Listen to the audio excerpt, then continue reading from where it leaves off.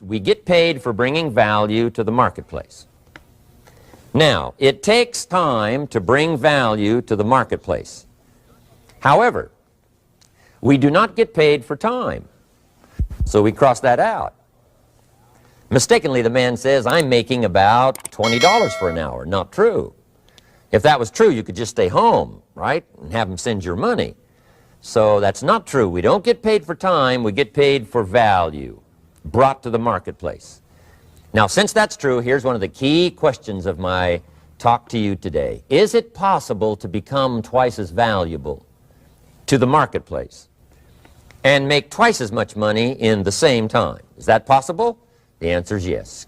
Could you become 3 times as valuable as you might be right now to the marketplace and make 3 times as much money in the same time? And the answer is yes. 5 times, 10 times? Of course.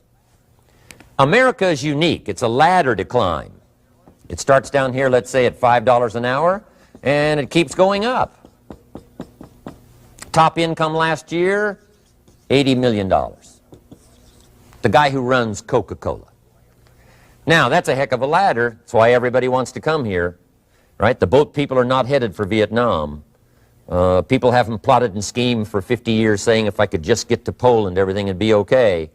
Not true. Everybody wants to come to America. And the reason is because we've got the best wind ever blowing in our favor. We've got the best economic opportunity anybody's had in 6,500 years. And all you have to do is understand it and take advantage of it. Now, there's some key questions to ask here. Why would the marketplace pay someone only $5 an hour? Very simple answer. They're not very valuable to the marketplace. Now, we must underline to the marketplace. This person might be a very valuable brother, yes. Member of the family, valuable, yes. Valuable member of the church, of course. Valuable citizen of the country, yes. Valuable in the sight of God, no doubt. We're all of equal value in the sight of God.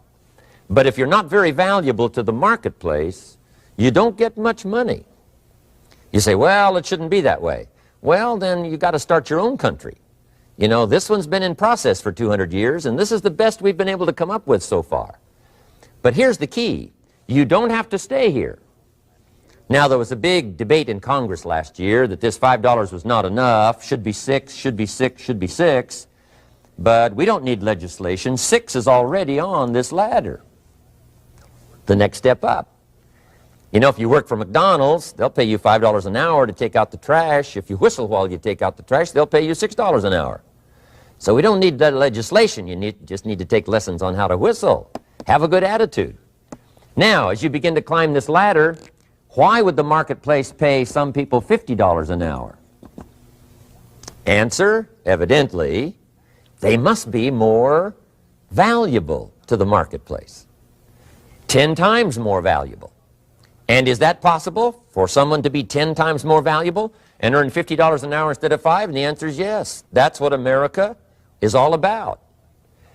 Now, why would the marketplace pay some people $500 an hour?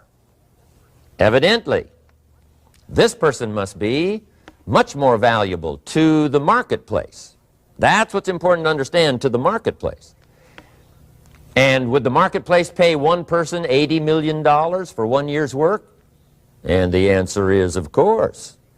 If you helped a company make $1 billion, would they pay you $80 million? I'm telling you, it is possible. And that's why America is so exciting. That's why this financial ladder is so exciting. It's possible for all of this to come true for all of you, no matter where you start. As a student in school, just getting started out there in the workplace, this is all possible for you. Now, Mr. Shoaff gave me the clue on how to climb this ladder as high as I wanted to climb. Now, we're talking primarily economics here. There's a lot of other ways to become valuable to your family, valuable to your friends, valuable to the community, valuable to the team, right? Valuable to the team effort, valuable to the concert. But here's what he said to me. In climbing this ladder economically, all you have to do is work harder on yourself than you do on your job. Once I heard that, it made sense to me.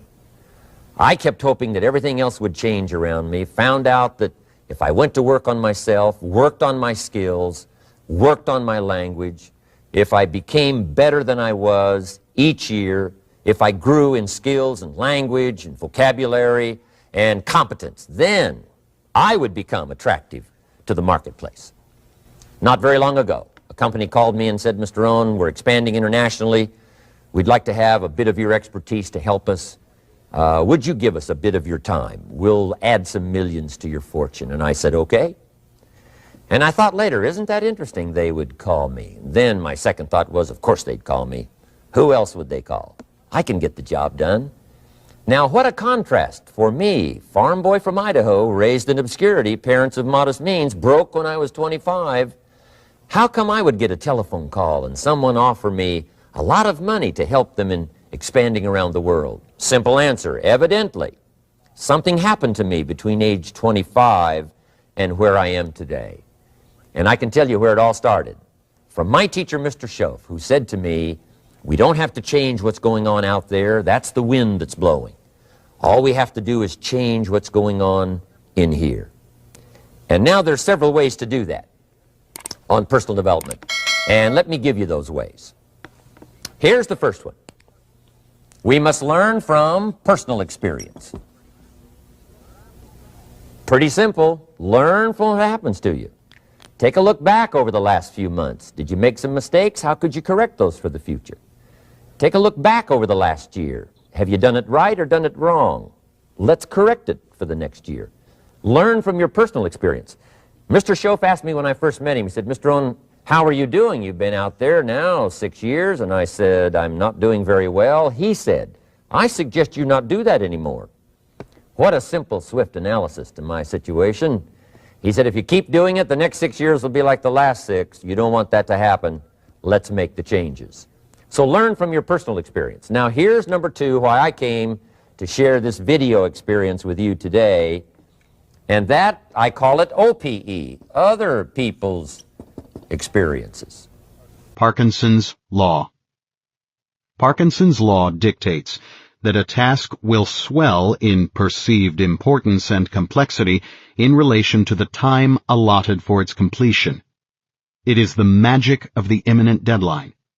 If I give you 24 hours to complete a project, the time pressure forces you to focus on execution, and you have no choice but to do only the bare essentials. If I give you a week to complete the same task, it's 6 days of making a mountain out of a molehill. If I give you 2 months, God forbid, it becomes a mental monster. The end product of the shorter deadline is almost inevitably of equal or higher quality due to greater focus. This presents a very curious phenomenon. There are 2 synergistic approaches for increasing productivity that are inversions of each other. 1. Limit tasks to the important to shorten work time, 80-20. 2. Shorten work time to limit tasks to the important, Parkinson's Law.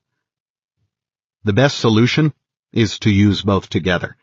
Identify the few critical tasks that contribute most to income and schedule them with very short and clear deadlines.